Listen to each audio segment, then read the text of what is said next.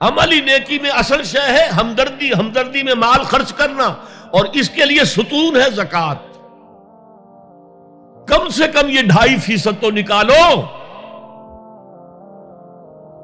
بوتل کا کارک تو کھل جائے،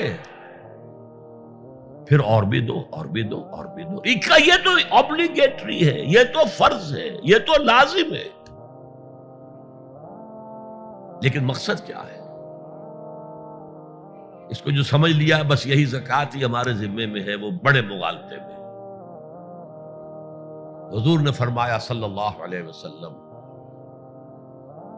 ان فی المال حقا سوى الزکوٰۃ، اے مسلمانوں یہ نہ سمجھنا کہ بس زکوٰۃ ادا کر دی تو تمہارے مال کا سارا حق ادا ہو گیا۔ ان فی المال حقا سوى الزکوٰۃ، تمہارے اموال میں حق ہے اللہ کا زکوٰۃ کے علاوہ بھی۔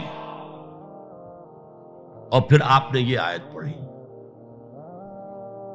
وَآتَ الْمَالَ عَلَىٰ حُبِّهِ ذَوِي الْقُرْبَىٰ وَالْيَتَامَىٰ وَالْمَسَاكِينَ وَابْنَ السَّبِيلِ وَالسَّائِلِينَ وَفِي الرِّقَابِ وَأَقَامَ الصَّلَاةَ وَآتَى الزَّكَاةَ۔ یہاں آتا زکوٰۃ تو ہے ہی ہے، اس سے پہلے جو آ رہا ہے یہ سرپلس ہے، اس سے آگے کی بات ہے، یہ ایڈیشنل ہے۔ اسی لیے جب انفقوا انفقوا انفقوا انفقوا انفقوا کی جو تکرار ہوتی ہے قرآن مجید میں، تو ایک جگہ پھر سوال کیا صحابہ نے، کتنا خرچ کریں حضور؟ فرمایا قل العفو، کہہ دو جو بھی ضرورت سے زائد دے ڈالو، don't accumulate, don't retain any thing.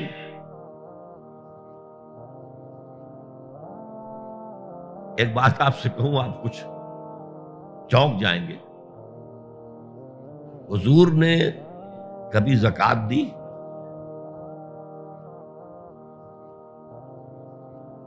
کبھی نصاب کے بقدر پیسہ آپ کے پاس جمع ہوا کہ آپ پر زکوٰۃ واجب ہوتی؟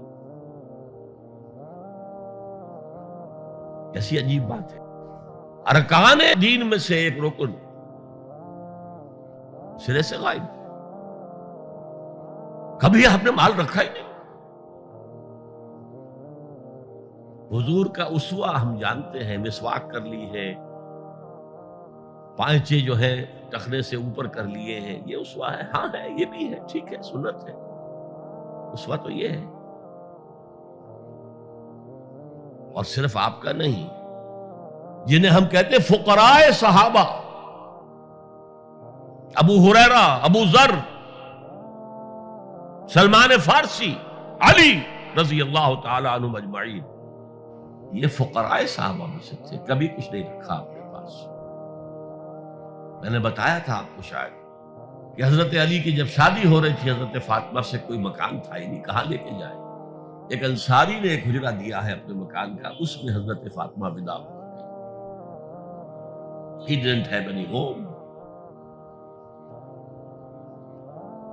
ابو ذر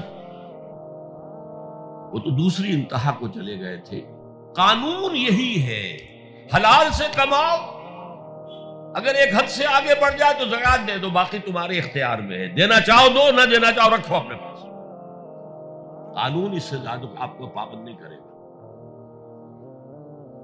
کبھی بھی آپ نے جبر نہیں کیا، ایمرجنسی میں بھی جبر نہیں کیا۔ ایک واقعہ آتا ہے کہ حضور کو کئی وقت کا فاقہ تھا،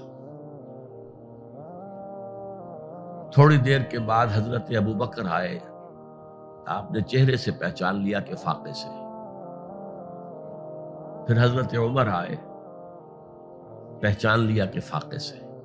شاید حضور خود اپنے لیے نہ اٹھتے نہ جاتے، اپنے دونوں ساتھیوں کو لے کر ایک انصاری کے باغ میں پہنچ گئے۔ انصاری کی عید ہو گئی، فوراً لا کر اس نے کچھ کھجوریں، کچھ انگوروں کے گوشے رکھے۔ اس کے بعد وہ دوڑا چھری لے کر کسی جانور کو ذبح کرنے کے لیے۔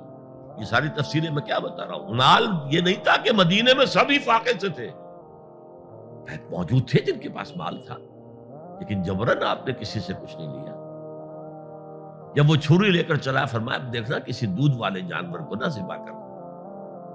بہرحال کچھ دیر کے بعد وہ گوشت پکا کر لایا، روٹیاں رکھی۔ اس کے بعد حضور نے ایک روٹی پر چند بوٹیاں رکھ کر کہا یہ عائشہ کو دے آؤ، اسے بھی کئی وقت کا فاقہ ہے۔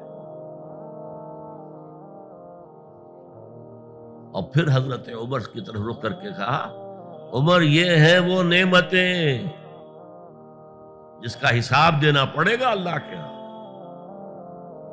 وَأَمَّا بِنِعْمَةِ رَبِّكَ فَحَدِّثْ، اور یہ جو فرمایا گیا الہاکم التکاثر میں نعمتوں کا حساب لیا جائے۔ وَلَتُسْأَلُنَّ يَوْمَئِذٍ عَنِ النَّعِيمِ، فرمایا یہ نعمتیں۔ یہ ہے اصل میں انفاق کا معاملہ، آپ کے اس پر چھوڑ دیا گیا ہے۔ جتنا بھی آپ میں جذبہ ہے، جتنا بھی آخرت کا یقین ہے، اتنا ہی آپ پسند کریں گے کہ آخرت کے بینک میں جمع کرائیں، یہاں کے بینکوں میں کیوں جمع کرائیں؟ یہاں کتنا دے دیں گے آپ کو؟ 10%، 20%، وہاں 700% ملتا ہے۔ 700% نہیں، 7000، 700 گنا۔ Why to keep it in these banks؟ حضرت مسیح کا جو پہاڑی کا واس بہت مشہور ہے، سرمن آف دا ماؤنٹ، بڑے پیارے الفاظ ہیں۔ میں آپ سے اپنا تاثر عرض کیے بغیر نہیں رہ سکتا۔ جہاں تک مواعظ کا تعلق ہے، جو حضرت مسیح کے مواعظ آئے ہیں ان سے اونچے واعظ کوئی ممکن نہیں۔ اسی میں یہ جملہ بھی ہے، دیکھو اپنا مال زمین پر جمع نہ کرو، جہاں چوری بھی ہوتی ہے ڈاکہ بھی پڑتا ہے، کیڑا بھی خراب کرتا ہے۔ آسمان پر جمع کرو جہاں نہ چوری کا اندیشہ، نہ ڈاکے کا خوف، نہ کیڑا خراب کر سکے۔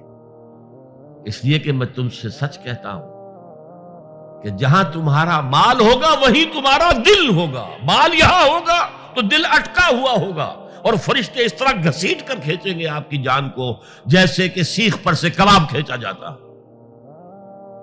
اور اگر دل وہاں لگا ہوا ہے جس کے لاکھوں کروڑوں ڈالر سوئس بینکس میں جمع ہے، اسے کہا جائے نکل جاؤ پاکستان سے، اسے کوئی تکلیف ہوگی؟ نکل جاؤ فلاں ملک سے، ملک بدل کرتے تمہیں کیا تکلیف؟ میرے بینک کے اندر پیسے ہیں۔ البتہ جس کا باہر کچھ نہ ہو، اسے اگر یہ دی جائے سزا تو اس کی تو جان پر بن جائے گی۔ تو یہ ہے انفاق کا معاملہ۔ اس میں یہ دو جو ہے، ایک قانونی سطح ہے، قانونی سطح یہ کہ حلال ذریعہ حرام نہ ہو، سود نہ ہو، جوا نہ ہو، فحاشی کو ذریعہ نہ بنایا جائے، منشیات کو ذریعہ نہ بنایا جائے کمائی کا۔ اور جو بھی آپ کے پاس ہے، آپ نصاب کی سطح کے اوپر آ گئے تو 2.5% زکوٰۃ دے دو۔ قانون اس سے آگے آپ سے مطالبہ نہیں کرے گا، اگرچہ فقہاء نے یہ فتویٰ دیا ہے کہ اگر کسی وقت جو فقراء ہیں ان کی ضرورتیں زکوٰۃ سے پوری نہ ہو سکے تو اس وقت کا امام، اس وقت کا خلیفہ، وہ زبردستی بھی امراء کے مال میں سے مزید لے سکتا ہے زکوٰۃ کے علاوہ۔ لیکن کمال یہ ہے محمد رسول اللہ صلی اللہ علیہ وسلم کا کہ نہایت جان اصل تحریک جو تھی، انقلابی تحریک، اس میں بھی کبھی آپ نے جبر سے کام نہیں کیا۔ یہ آپ کے چوائس پر ہے۔ البتہ ایک معیار مقرر کر دیا، جیسے حضرت ابو بکر غزوہ تبوک کے موقع پر سب کچھ لے آئے تھے گھر میں جھاڑو پھینک کر۔ عام حالات میں یہ نہیں، ایک شخص آئے صحابی انصاری، میں اپنا سب کچھ اللہ کی راہ میں دینا چاہتا ہوں، فرمایا نہیں،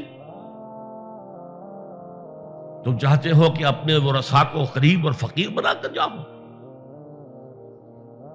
اس نے کہا اچھا میں آدھا نہیں، آدھا بھی بہت ہے۔ فرمایا تہائی دیتا ہوں؟ فرمایا ہاں تہائی کافی ہے۔ وَالثُلُثُ کثیر، اور ثلث بھی بہت ہے۔